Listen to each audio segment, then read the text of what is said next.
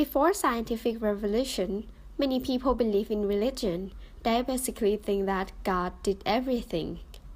After the scientific revolution, people tend to study more. They study about science, mathematics, geography, and etc. Now, more people are educated. They are also more philosophers too. One of them was John Locke.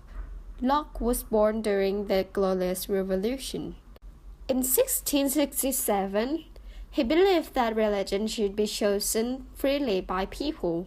He also believed that government is trying to make the society better.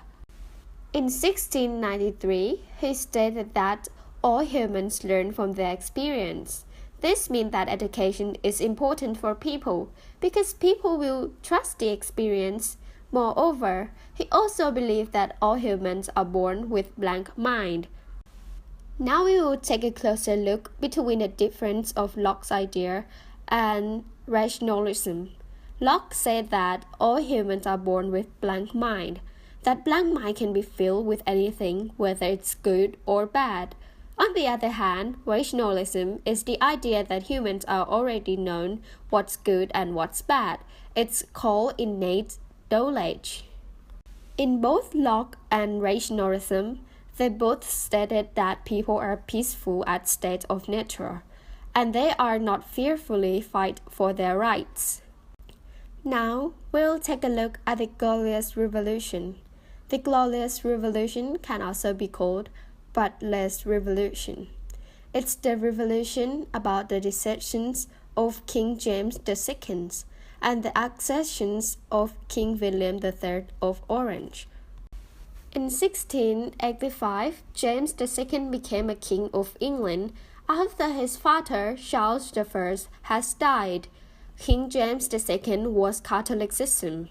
So, he issued the Declaration of Indulgence to suspend law against Catholic dissenters. However, bishops were not very happy with his declaration. So, there was one bishop and 6 politicians reported to King William III of Orange to save England. King William got the invitation, so he went to England with his army. When he has arrived, it scares King James II, so King James escaped to France. After King James has escaped to France, the Parliament abdicated James from the throne. This made King William and Mary, wife of William, became joint king and queen in England under a condition. That condition was Bill of Rights. Bill of Rights was used to reduce the power of king and increase the power of Parliament. The other famous philosopher is Jean-Jacques Rousseau. Unlike Locke, Rousseau believed that humans are naturally good, but the government is what makes people bad. The consequence of the Glorious Revolution is that it prompted the New World Uprising. There were 2 New World Uprisings that were part of the revolution. First, the 1689 Boston Revolt, and second, the Leisler Rebellion. First, we will take a look at the 1689 Boston Revolt. It was a popular uprising against the rule of Sir Edmund Andros, the governor of the Dominion of New England. It was about the colonists rebel against governor and demanded their government to go back the way it was before Andros came. It took place at Boston, Massachusetts. There are 3 main reasons why people didn't like Andros. First, he enforced the restricting navigation. Second, he restarted town meeting. And third, he appointed unpopular officers to lead the colonies. Andros had no choice but to surrender, so Andros and his agents were imprisoned for almost a year. The colonists elected Simon Bradstreet governor, the position he held before King Charles revoked the charter. The second New World Uprising was the Leisler's Rebellion. 2,000 Massachusetts military then marched against Andros Ericsson. They pledged their loyalty to the new British king, who supported their rebellion. Peace would rage between the colonies and the crown, at least for a little while. It was about an aftermath of Glorious Revolution and the 1689 Boston Revolt. It was about the German-American merchant and military captain named Jacob Leisler seized control of the colonies south and ruled it from 1689 to 1691.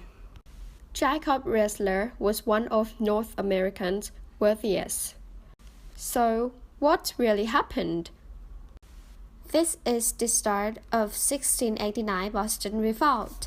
Early on the morning of April 18, 1689, the inhabitants of Boston took up armies and were joined by military from neighboring towns streaming into the city.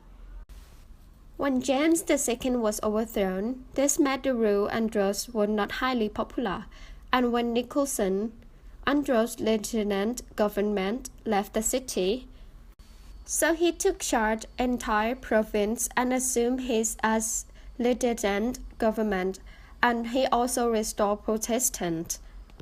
When King William's newly appointed royal governor, Colonel Henry Slaughter, sent a force of England soldiers to rescue the city in early 1691.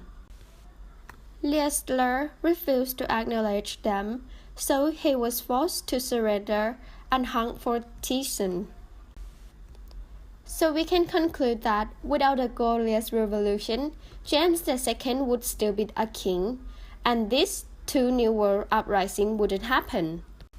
Liberia was attacked by NPFL, which caused Liberia to split into Sierra Leone. NPFL was led by Charles, RUF was led by Sarkon. Joseph Momo got deposed for coup. Valentine Strasser got kicked out because he is unable to transfer the power to civilian government. The RUF wanted to postpone the election until they reached the peace agreement. However, that request got rejected. In March 1996, Ahem Tejan Kaba is elected as president. He got kicked out because the failure of agreement he has made. AFRC was formed to rule. They also include RUF. The resistance has been increased, and they were overthrown by ECOWAS and ECOMOG. Kaba's government is restored, but ECOMOG continued better until 1999. Rome Agreement was signed. It was about power sharing with Sarkhan and required RUF and AFRC to surrender. Sankar was captured, and RUF got away with the help of British. UNAMSIL worked on a compromise based on Rome Agreement. Sierra Leone's civil war lost many people and blood, but the glorious revolution are minimum bloodshed. The Sierra Leone also took a very long time until the end, unlike the glorious revolution that only took 1 year. Sierra Leone has many elections and new presidents, unlike the glorious revolution that there are already some supporters before the revolution. From Sierra Leone's civil war, we can say that they are unprepared for the war. Government also reflects of how people are. They make people worse by create greed, envy, etc. We should gather all the supporters before declare the war to make as little bloodshed as possible. We also should prevent the government from corruption.